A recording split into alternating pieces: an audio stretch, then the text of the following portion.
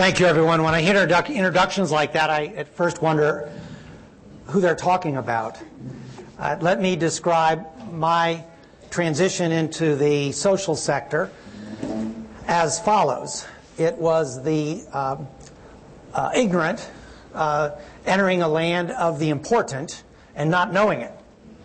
I left Bain & Company in 2000 with the idea that myself and some others would launch this nonprofit organization to serve society. We had spent upwards of 4 years studying the nonprofit sector, which at a place like Bain & Company meant we had, well, maybe 40,000 PowerPoint slides. We had analyzed everything anyone could analyze. I'd raised money from foundations to capitalize this new nonprofit, which, by the way, in and of itself was interesting. And then we started with 4 of us. And we thought we had the answers. And I've helped people start businesses, and most people who start businesses think they have the answers. But we really thought we had the answers. We thought, how hard can this be if you're a philanthropist giving money away, if you're a nonprofit leader trying to help a child? It can't be that hard. Wrong. Entirely wrong. In fact, after just a few weeks, I wondered, what's going on? I went back to our PowerPoint slides. Things are different. And they're different along a variety of ways that I'm still not certain I fully appreciate, but after a decade, I don't feel quite as dumb as I did 10 years ago. I had to laugh. I received this invitation in the mail, and I don't know if I received a different one than all of you, but it said, Tom Tierney, Bridgespan, marvelous way of sounding both brilliant and self-deprecating. I said, what is going on here? Brilliant? I mean, maybe I'm in middle school in the world of the social sector, and self-deprecating, I don't give myself anything I don't deserve. And the fact is, we're still learning. I'm still learning at Bridgespan. We are 10 years old. We celebrated our 10th anniversary at a retreat a couple of weeks ago that was exciting. And let me tell you in that context a little bit about Bridgespan's mission, and then move right into remarks for the day. Because the mission sets the context. We are a service firm whose mission is to serve society by serving other organizations. And that means both philanthropies and nonprofits. The idea of bridging was bridging business and nonprofit, as well as bridging the providers of capital with the users of that capital. It sounded really neat on a PowerPoint slide. It is neat, but it's hard to do. We also have a theory of change, and the theory of change is rooted in something called the few to the many. We can only serve so many organizations, so we have to figure out a way to do that that benefits other organizations, which is one of the reasons we publish things. One of the reasons myself and my partners and colleagues attend conferences and speak and try to be helpful doing favors for all numbers of folks. Because our goal is not to provide services per se. Our goal is to try to help folks deliver impact to society. Our special focus of the sectors we care about are anything related to disadvantaged populations. So we focus almost exclusively on disadvantaged populations, on the environment, on civic engagement, what we think about as those organizations and issues that don't necessarily have wealthy beneficiaries. And this has been quite a journey for us. And one of the things we didn't understand at the time is the macro context, what was going on. Now again, we had plenty of slides, but we didn't really understand the era that we perhaps have entered. There's this great phrase, and it suggests that all time is not equal. All time is not equal in your personal life. People get married, they have kids, things happen. In a corporate life, Bain & Company almost went bankrupt for a while. That was an unequal time. We, I think, are in an unequal time in the social sector. And it's not a moment in time, it's an era. At our retreat that I just referenced a couple of weeks ago, we broke up into little groups and asked, what are the weak signals that we hear? What's happening out there that might be important to those organizations trying to serve disadvantaged populations, that might be important to philanthropists trying to use their money wisely? And we came up with loads of ideas, everyone agreeing there are profound weak signals. I'll just flag a few, and some of these are not at all weak. Wealth transfer. No question. Well, I'm going to come back to that later on. There is a wealth transfer. Now, at the moment, you might say, okay, where's the wealth? A lot of work is being transferred. We're not sure about the wealth. But that's a profound demographic variable. Capital flows, giving while living. We're talking to more and more philanthropists who are saying, you know what, I maybe don't want to create a foundation in perpetuity. I'd like to be more engaged right now in helping drive impact. This pervasive emphasis on results. If you trace the literature back, you will not find 20 years ago Peter Drucker writing about social return on investment. You will find people talking about impact, but in a generalizable sense. Now people want to measure things. They want to measure everything, and some things are harder to measure than others, of course. But that's driven off a desire to know what's working. New talent, new leaders. The number of young people we see moving into the sector and wanting to serve society is extraordinary. At the same time, we're seeing people in so-called encore careers who are in their 50s, sometimes they're 40s, sometimes they're 60s, saying, all right, I'm stepping up. What can I do to help? Unbelievable shift in talent that's going on.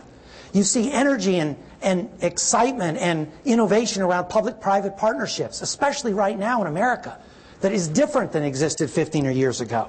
And this blurring of boundaries between business and the social sector is extraordinary. And it's not just obvious ones like Omidyar Network having a for-profit side by side with a non-profit, or Case Foundation doing the same thing. It's happening every day, where businesses in this room are driving social impact, not as something they're trying to do on the side, but something that feels core. Core to their employees, core to their stakeholders, core. It's not an adjunct. It's not buy a $5,000 table at the next local dinner. It's more than that. Philanthropists are changing, corporations are changing, nonprofits are changing. This is dramatic. And what's interesting, when you trace the literature and the ideas, I mentioned Peter Drucker. Prior to 15 years ago, there really wasn't much thinking about some of these complex issues around driving impact. Last 15 years, or 15 years ago, you can see an inflection point. Jim Collins. So here you have Jim Collins, the best-selling business author in America, period, today. Business guru, writes Built to Last, writes Good to Great. Then starts asking himself, gosh, observation, a lot of social sector people seem to be buying Good to Great. Maybe I'll write something short, because it has to be easy. It took him longer, he and I are good friends, so I can tell the story. It took him longer to write that 40-page monograph, Good, Great in the Social Sectors, than it took him to write Good to Great. Because it turned out it's so different. That little monograph, if you haven't read it, I'd encourage you to read it.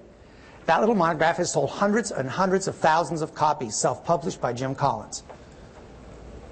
Business ideas translated in a way that may be useful to society. Huge breakthrough. And of course, Bridgespan's own knowledge strategy is built a little bit on that premise. And technology as a lever, not just for knowledge, but overall learning and networking. So you've got new organizations, new people, new ideas, all this happening at an unsettled time. At a time when assets are bouncing around, at a time when community needs arguably greater than ever before, at a time when there's so many moving parts, it's really hard to predict 10 years out, much less 10 months out. So in that context, I'm going to talk about three things related to philanthropy.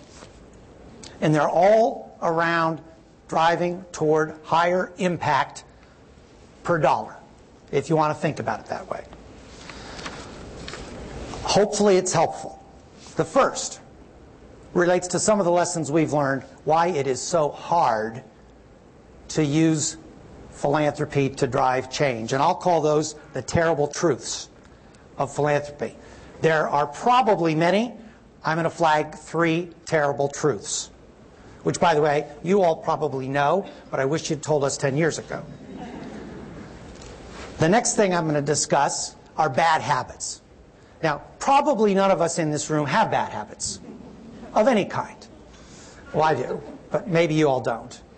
But in philanthropy, we've observed over the years 5 bad habits. And the thing about bad habits is you can kick them if you want to, but first you have to acknowledge you have them. And again, maybe none of you have these bad habits. Maybe people you know have them. But I'm going to touch on those 5. And then finally I'll wrap up with a little bit of a comment around so what? What about these structural barriers, these terrible truths. What about these bad habits? All right? So, structural barriers. 3, that for a business guy coming into the social sector took a while to kind of comprehend. 1, all philanthropy is personal. All philanthropy is personal.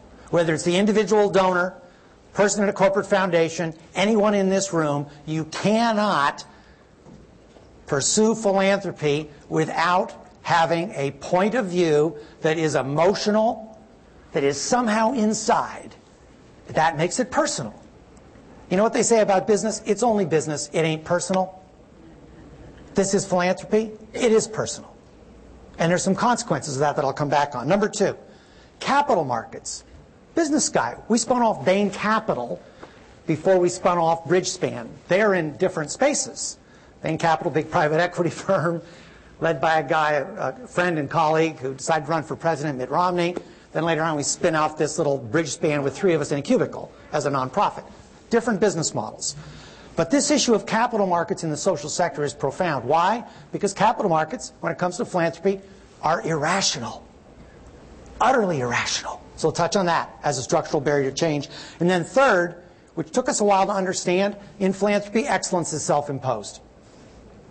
Excellence is self-imposed. I'm going to talk about each of those briefly. First, all philanthropy is personal. You are all in these jobs to serve society. A few of you have asked, how did you end up where you are? Why is it? What motivates you? Is it the stock option package? Is that it? Is it the easy hours? Is it the easy scorekeeping and the note there's no conflict, so it's sort of, everybody agrees every day, it's kind of not too many struggles? Of course not. It's hard. So people who step forward, who decide to serve in this way, who decide to give their money away or work with others to help give money away, it's a personal thing. And that means the motive is different. Some people want to give back, whatever that means. Some people want recognition. Some people want to just feel good. Some people, I had a philanthropist tell me once who was setting up a very, very large foundation, said, no kidding, what are you trying to do here? He said, I'm trying to get my family to work together. I've got growing kids. They're a little bit estranged. I'd like to bring them together. And this is my way of doing it. And I asked him, well, what about impact? He said, I just don't want to do any harm. Well, listen, it's his money. It's his money. He wasn't out to maximize the social return on investment. He wanted his 2 sons and his daughter talking to each other and possibly respecting their dad. That was it. Well, fine. Philanthropy has a personal overlay that makes it messy. And it's messy because people bring different motives, and they bring different worldviews, and they bring different passions. And they're not alone in their decision making. There are boards, there are other philanthropies, there's this concoction of folks. In the business world, with Bain, if you're working with a client, you had a tough decision. What's our entry strategy for China? Well, there are only so many possibilities. You think that through. You come down, here's the A, B, or C, or the pros and cons, boom, boom, boom, make a decision, move on. This issue of stakeholders is not a word I really heard until I joined the social sector. They're stakeholders. They all have points of view. They all expect to be heard. They all expect to participate in the decision. I'd never heard what a convening was. Nobody understood in business that convenings were meetings.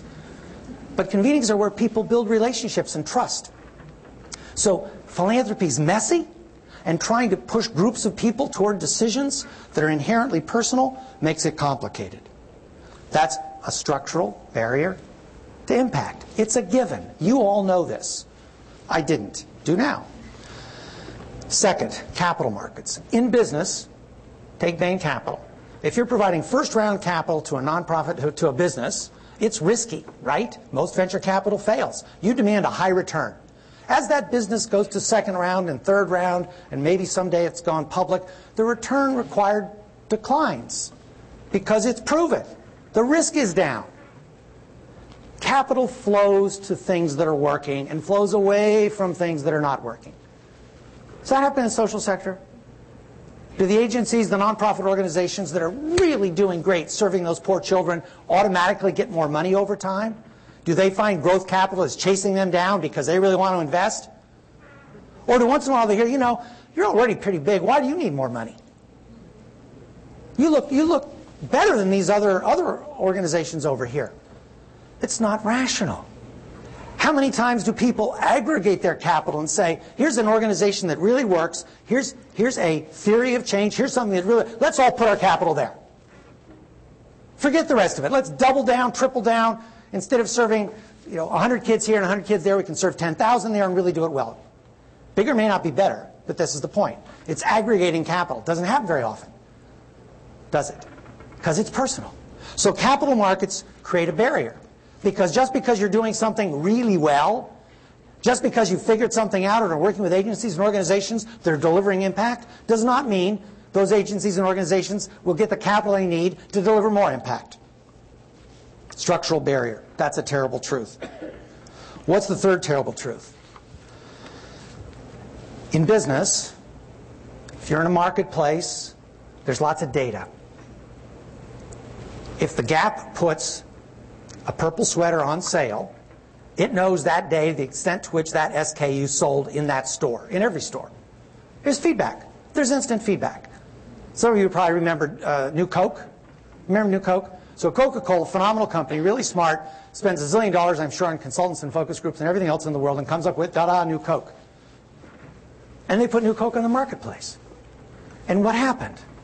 The marketplace said, no, we want old Coke. There was no ambiguity about that. The feedback loops were crystal clear. In the social sector, New Coke would still be on the shelf. Because people would say, it's my new Coke. And I like it, and enough people are positive about it, we're keeping it there. This issue of market feedback being incomplete or distorted has huge implications in philanthropy. If you're not trying to be the best you can be, nobody's going to force you to be that way.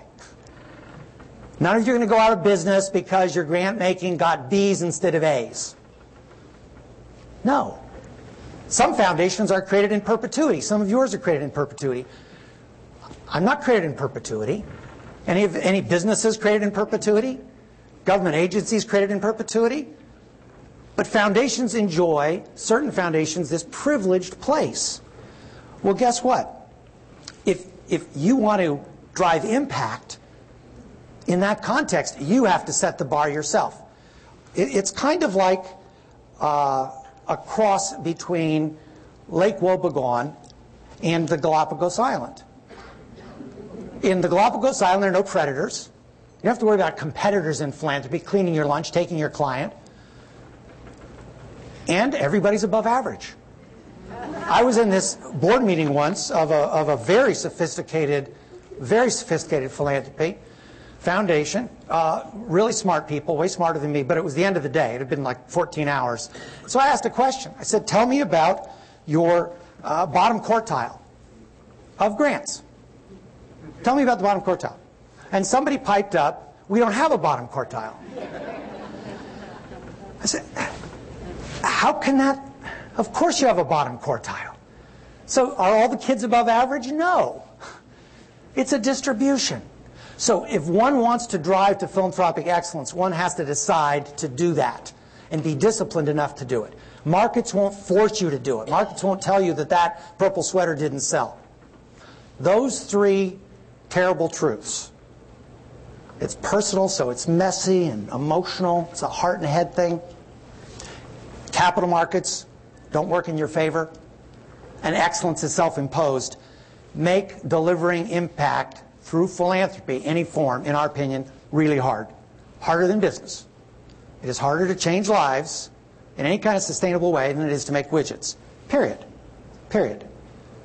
I couldn't have said that 10 years ago because I didn't understand that and do now. Now, does that mean you can't drive impact? Of course not. Huge ways to drive impact. But it does mean that you have to have everything going in your favor. And we don't always do that. So now I'm going to shift to some bad habits. I'm going to characterize these bad habits as not being the only bad habits. I'm sure we can come up with more.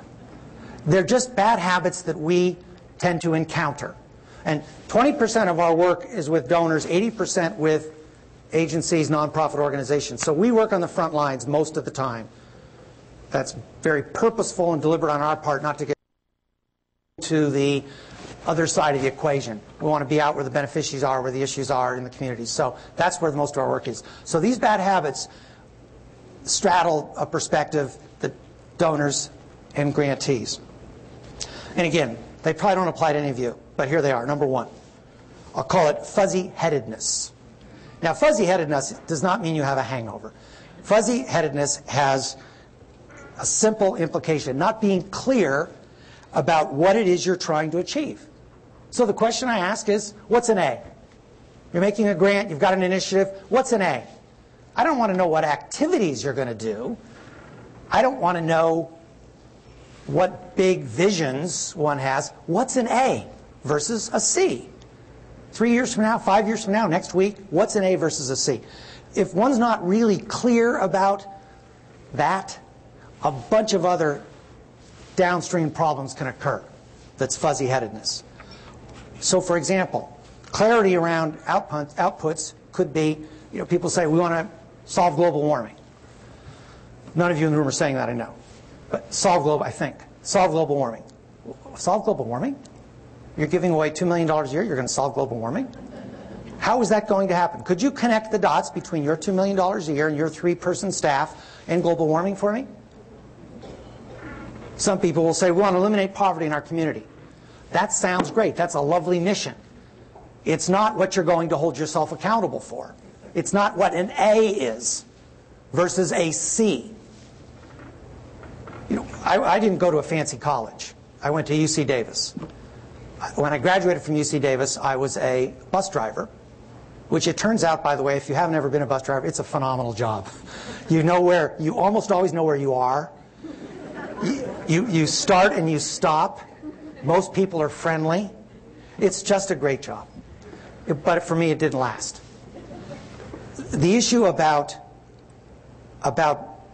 being a bus driver or thinking about strategy is that you have to have clear thinking about what it is you're trying to accomplish and how you're going to do it.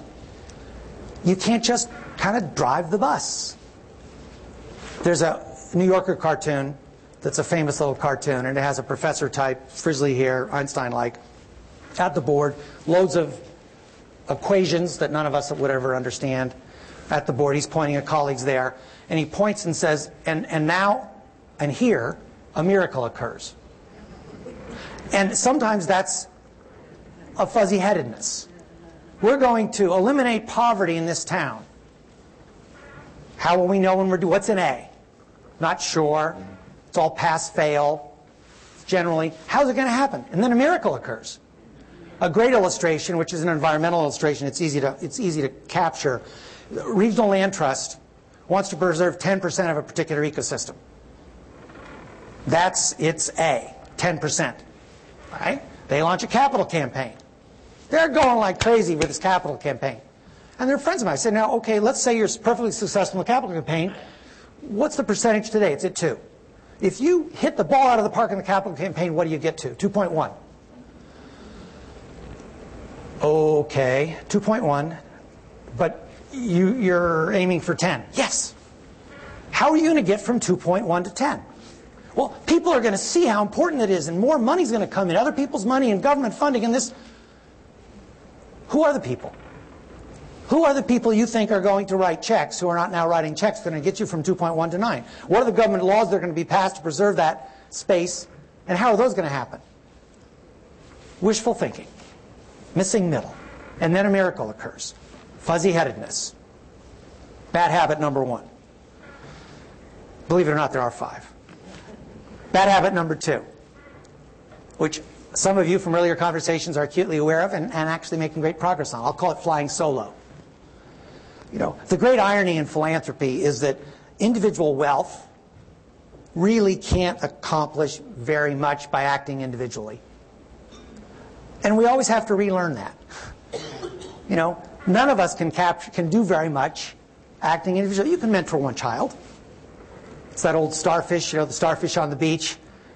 There's all these starfish on the beach, and the little girl's walking along with her grandfather, and all these starfish are washed up, and they're going to die. And the little girl starts throwing a starfish into the water, and Grandpa says, sweetie, why are you doing that? It doesn't really matter. And she says, it matters to this one.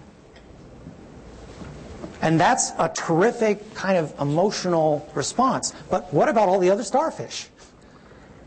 It takes a lot of people working together to fix the beach, to get the starfish back in the water. So what is this flying solo stuff? It manifests itself in not funding other people's deals. You see reciprocity in philanthropy often, but you don't see, let's really get together, and yeah, it's your idea, but your idea is better than mine, so here's some money. And really collaborate. We were told when we launched Bridgespan that if we didn't build a consortium of supporters, funders up front, we never would later on. So it took me 3 years to get 7 foundations, Bain & Company plus, to fund us. And then we had 7 organizations that supported us. And nobody was saying it's somebody else's deal, and therefore I'm not coming in again. So this flying solo is not a problem as much as it is a lost opportunity. And a correlation of that is asking, okay, what's my special role? What are my distinctive competencies that in this context of other people that are flying around trying to solve this problem, I really bring to the table? What's my value added? So flying solo, second bad habit. Third bad habit. And this is human tendency. I don't know that this is resolvable. How many of you have ever remodeled a house or done anything like that? A kitchen, a bathroom? Okay, you get the idea. This one's underestimating and underinvesting. Does everything in life takes longer and costs more? Everything. Everything takes longer and costs more. And if you're ever pleasantly surprised the other way, hallelujah. But our chronic bad habit as philanthropists is underestimating and underinvesting, so we wrong-size grants. We spread money out way too thin. Call that peanut butter philanthropy. It's kind of like, my wife and I do a lot of gardening. It's, you have enough water really for 3 plants, but you spread it over 6, and they all look crummy. And that's human nature. And sometimes that's the right decision, and sometimes it's not the right decision. And it creates these pathologies and weirdness inside the social sector. So as nonprofit, I took the nonprofit side for a second. Nonprofit has an initiative, and they really think hard. Let's say they have perfect clarity on what's an A, and they really have their strategy down, and they're going to nail it, and they need $100,000. And they're thinking, we need $100,000, but gee whiz, these tough times, we can't ask Foundation X for $100,000. They'll never give us $100,000. And it just won't happen. So here's what we're going to do. We're going to ask for $50,000. So they go to the foundation, and they ask for $50,000. And the foundation says behind closed doors, $50,000, that's a lot of money, and this is all unproven, and they're a good organization, but we're going to give them $10,000 to see how it works. Okay, $100,000 initiative that, no kidding, really would have cost 100, and since we always underestimate it, probably would have been 150. They got 10. Now what happens with the 10? Do they deliver like crazy on that? Of course not. They underperform because they don't have enough to do very much. And so what does the donor say? Look, we were right. Boy, this was risky. This was really, really, really risky. These guys just can't do it. Let's give them another $6,000 and see what happens.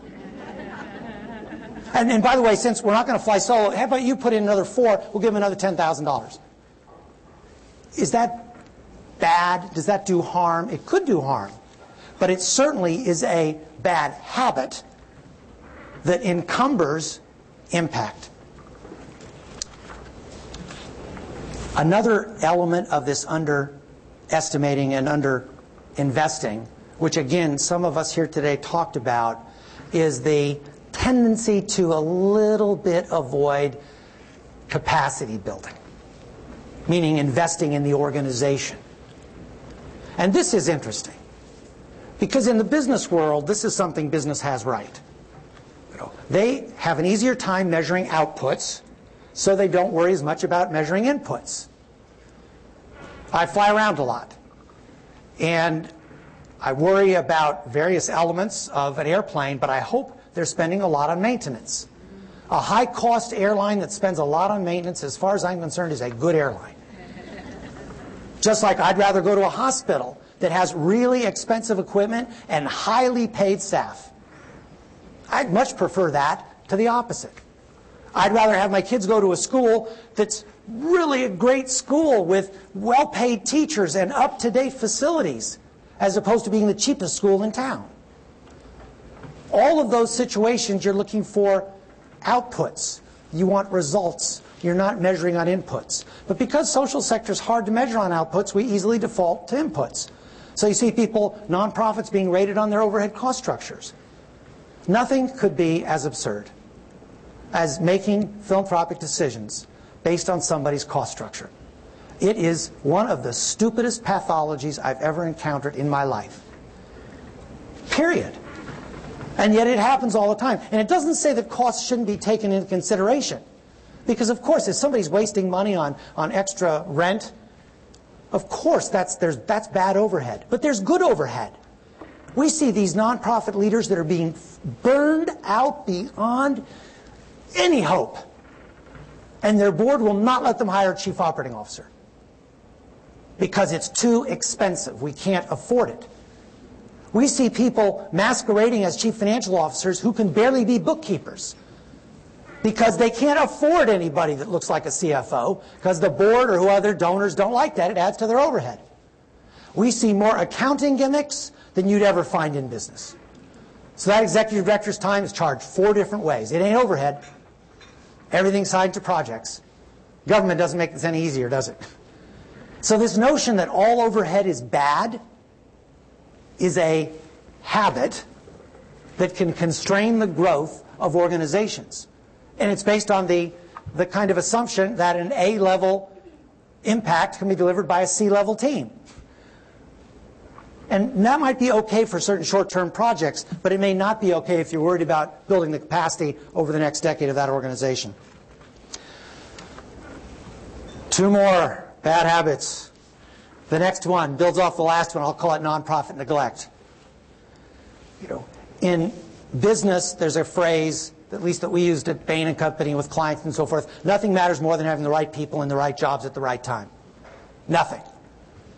If you thought about an impact being a function of strategy, what you're going to do, and then 2 sets of resources, money and talent, that have to deliver on that strategy, hands down, talent's most important.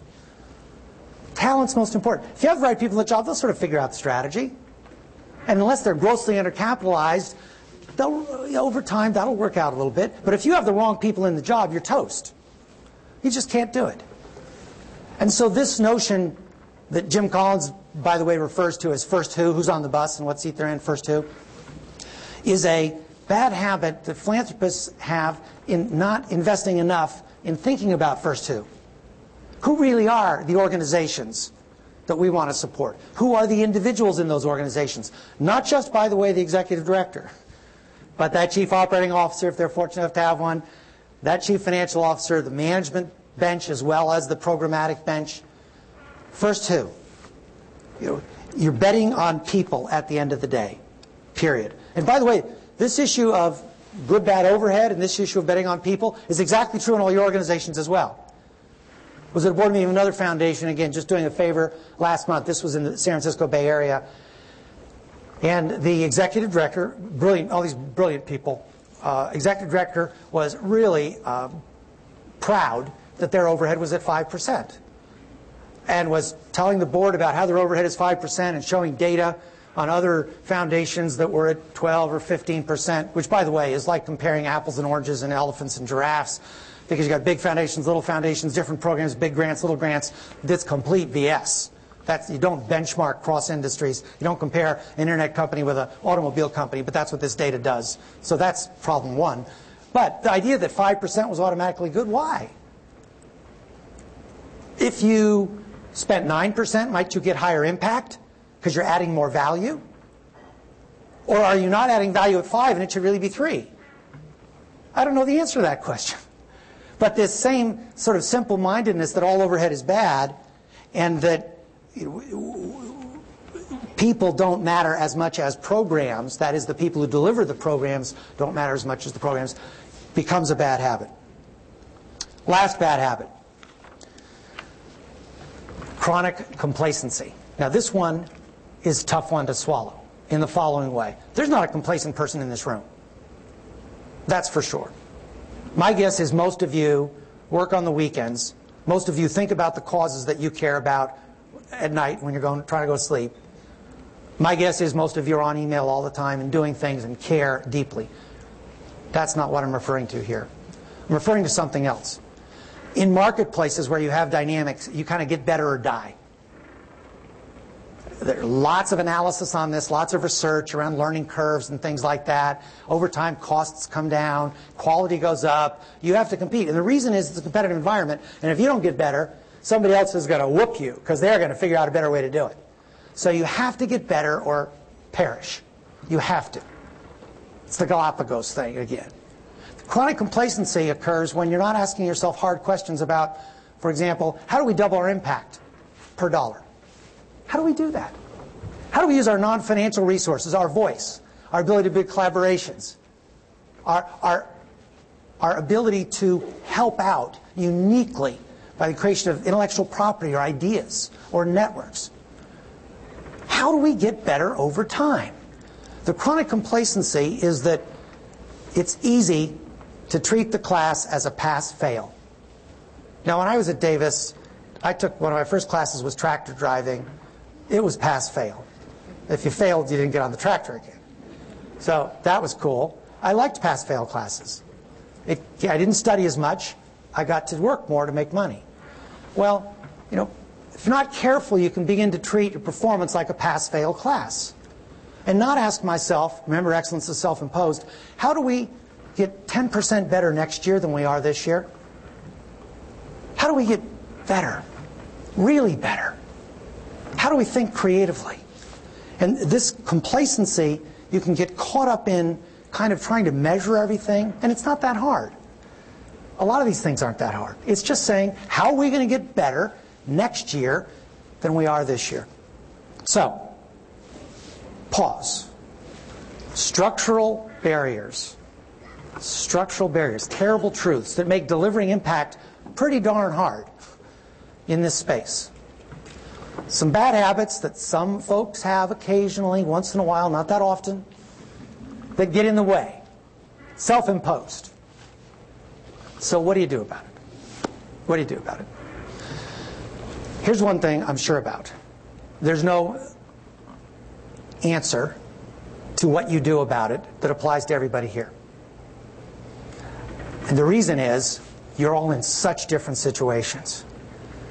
Such different situations. And any answer that would try to generalize what to do about this would be wrong and not very useful. Now Einstein, back to Einstein, has this quote which I think applies here. And the quote is, questions are more important than answers. Questions are more important than answers. What that means, of course, is if you're working with the right questions, that will lead you in a direction valuable to you. And so as you chart the course for addressing those bad habits in the context of your missions and your ambitions, you have to ask, what are the presenting questions? What are the questions we really want to focus on and come back to again and again and again? So it turns out, at least from our observation, that organizations will address a handful of questions at different times in different ways, customized to them, but there are some pretty fundamental questions. And I can actually take each bad habit and say, here's the question that if you have that, might help you cure it, or at least dull it a little bit. And so I'll go through 5 questions, and then wrap it up and take questions. Fuzzy-headedness is the malady. What's the question? If you thought you were not being spot on with the outcomes you're trying to achieve and how you're going to do that, it's what is success and how can it be achieved? What is success and how can it be achieved? Where success is defined as A, B, or C, not global warming, eliminating poverty, being great people, being loved. What's success? How will it be achieved? If you think you have that fuzzy-headedness challenge, or call it an opportunity, because we're all fuzzy-headed a little bit, this is complicated stuff, diving in and forcing a dialogue around that question as far as you can push it, important. If you're flying solo, the question is, what's really my role in achieving success?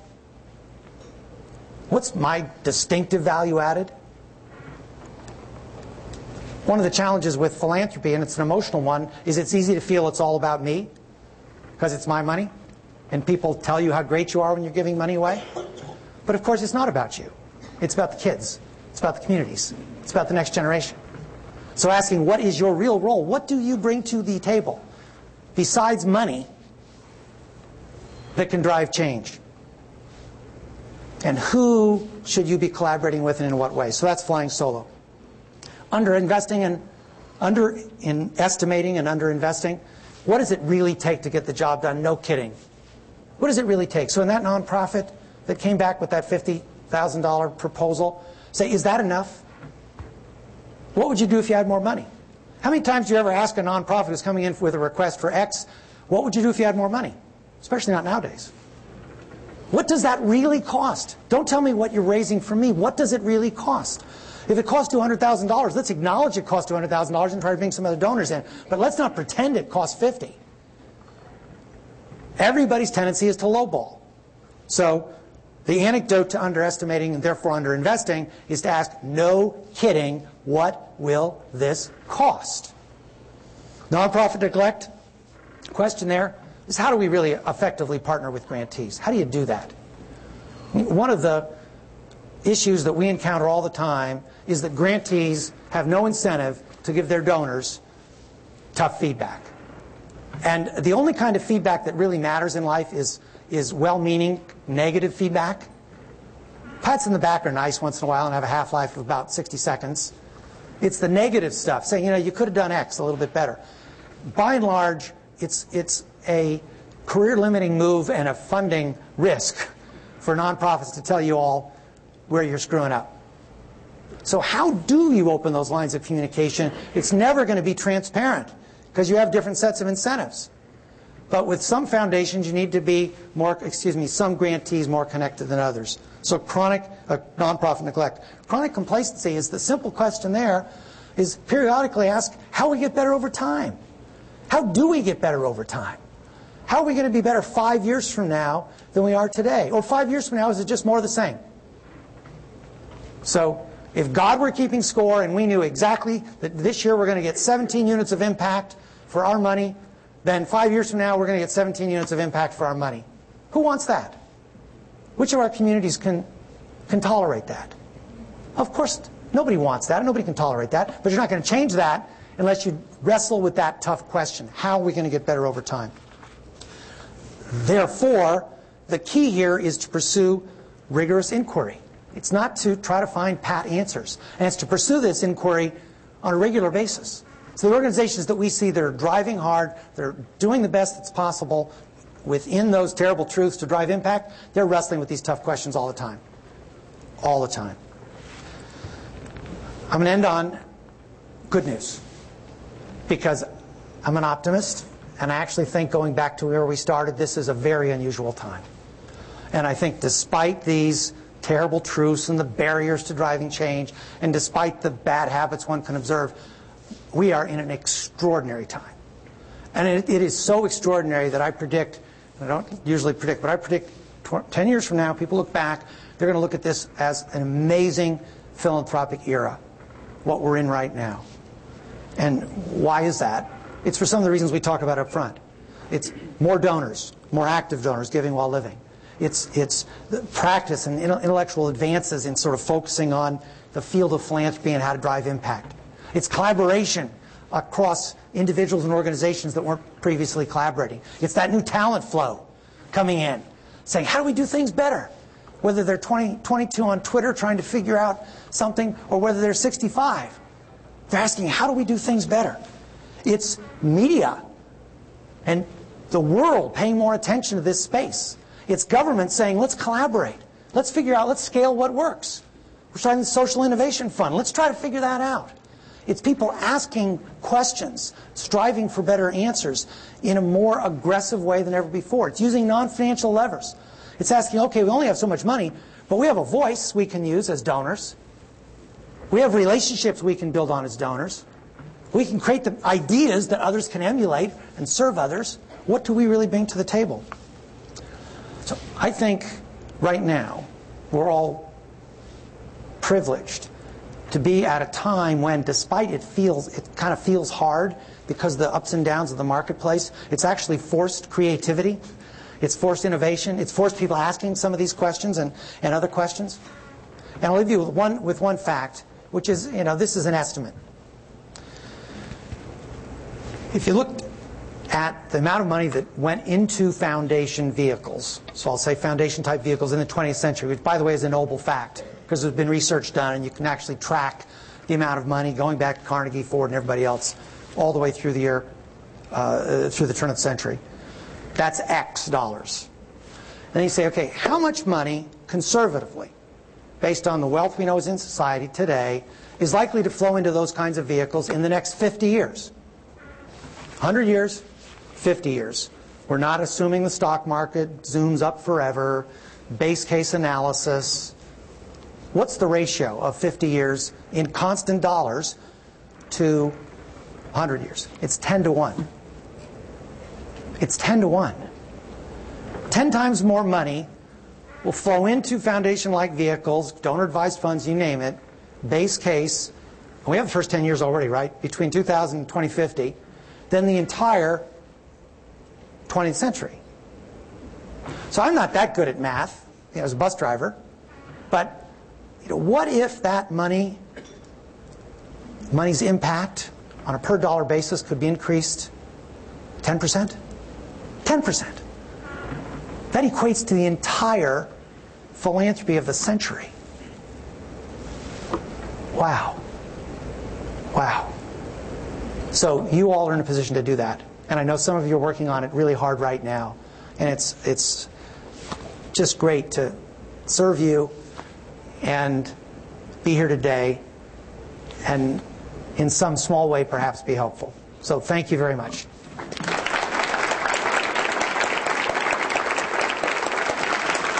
want to take questions?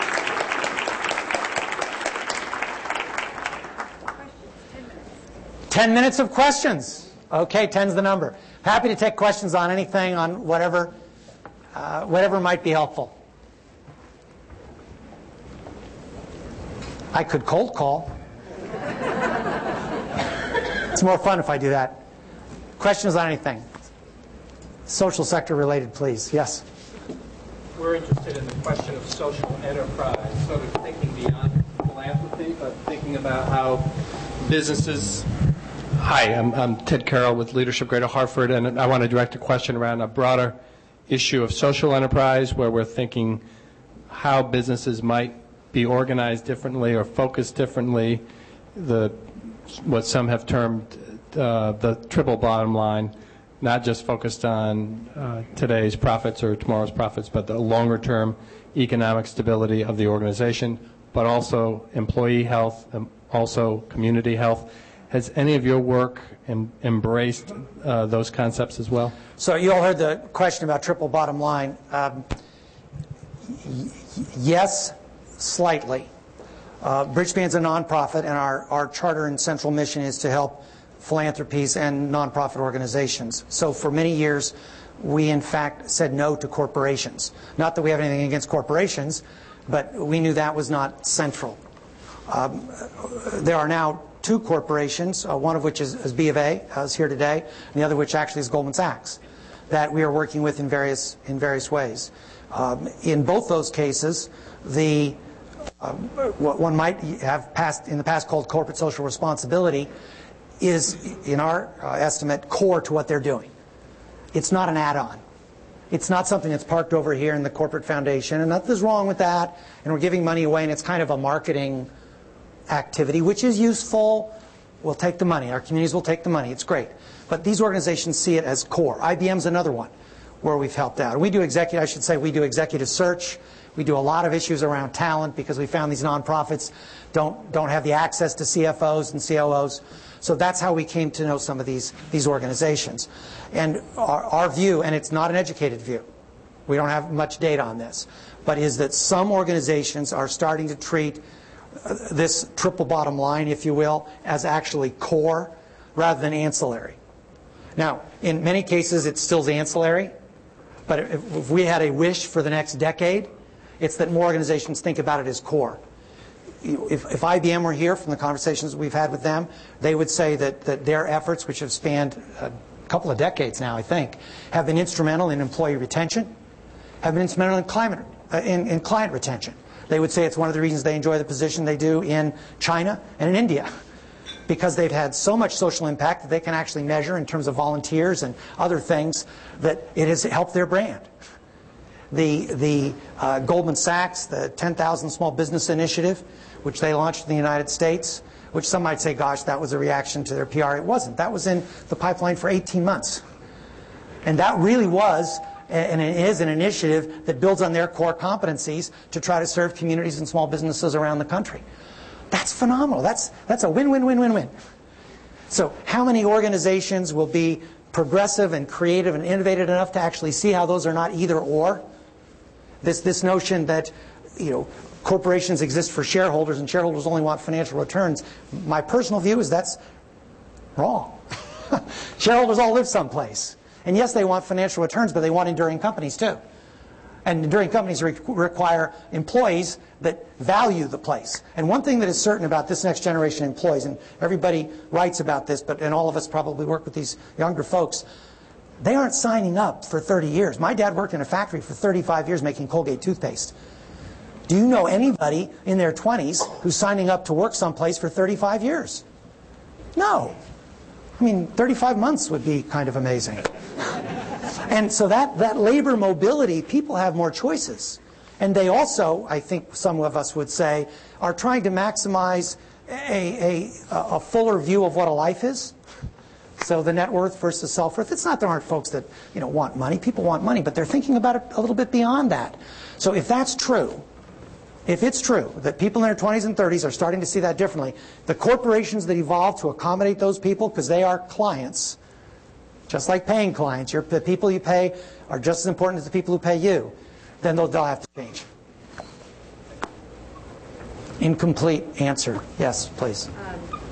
This concept about capacity and investing in nonprofits, what suggestions or what have you witnessed in terms of how do you in terms of investing in the nonprofit sector, in talent being such a key issue that you've talked about, what have you observed, or what is your advice for philanthropy to do this in a respectful way when, in fact, with grantees, when you're trying to invest in capacity, and how do you get this sense of excellence and not meddling and all the rest that comes with it if talent and that self-imposed excellence is key? Yes. These are.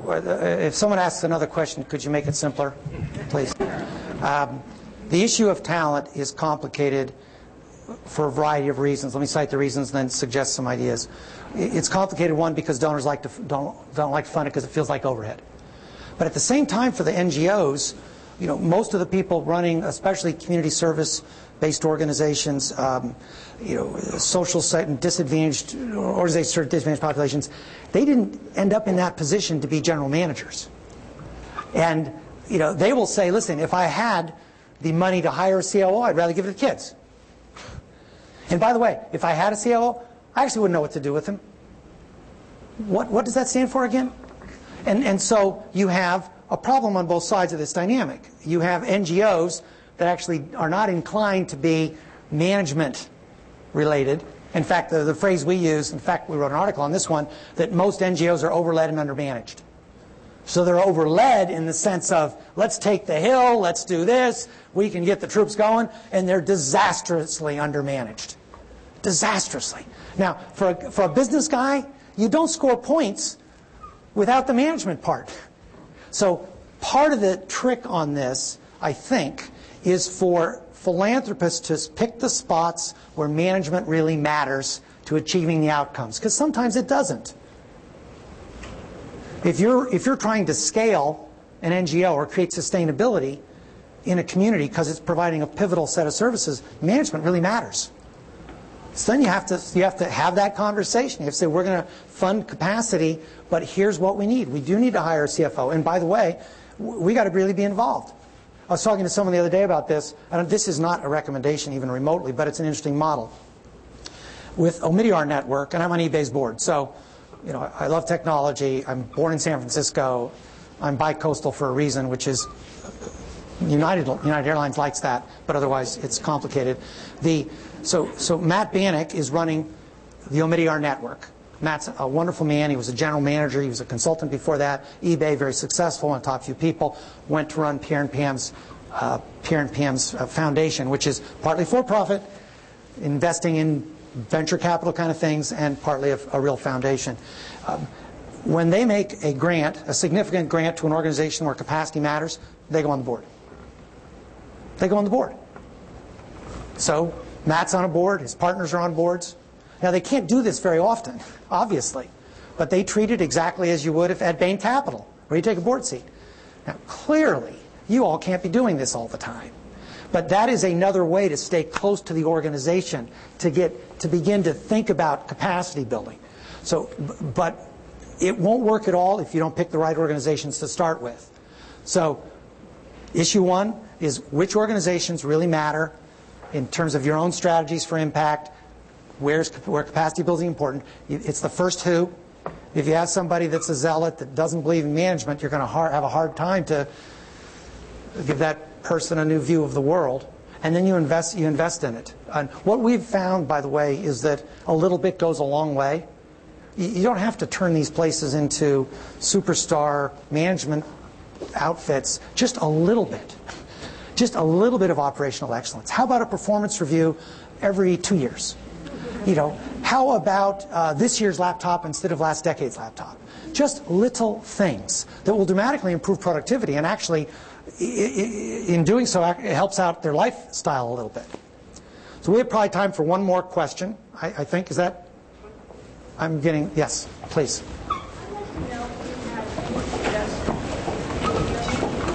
Not quite, but I'll repeat the question. I'm going to get close and... Thank you. I'd like to know if you have... Yeah? Okay. I'd like to know if you have any... you could offer any suggestions on how to encourage and achieve board member diversity. You were supposed to be the easy question. Interested in the next generation. We haven't said, okay, we're going to bring younger, less experienced people on the board with an eye toward them being there 10 years from now. And are they qualified today? No. But might they be qualified 5 years from now? Yes. So that the short time frame sometimes gets in our way. And I do think that's changing because you have more young people being involved more aggressively, young people of color. So it's giving us opportunities to engage. I mean, one of the things we're starting to play around with is board placement because you see so many phenomenal people wanting to serve on boards but being scared to do so because, gosh, they're going to be asked for money. They don't really know that, they don't have the time. There's no easy way to help them reduce the risk of that except by giving them exposure. So, experiment. So we'd like a board member in residence for 1 year. Let's see how it works. And at a minimum, we're all going to learn something, as opposed to trying to sign somebody up for 20 years. The thing that I'm sure about, though, is the tactics that all of us are trying to use today, including the tactics the agencies and nonprofits are trying to use, are going too slow. And so we might have to ask ourselves, where do we want to be 5 years from now or 10 years from now, and how are we building the cadre of people, the next generation of leadership? Because the answer might be in the people in their 30s, or even their 20s. So, not an easy question, but a really important answer. So all of us are going to have lunch now. Thank you very much. Thanks. I hope it was okay. No, absolutely. Let's eat.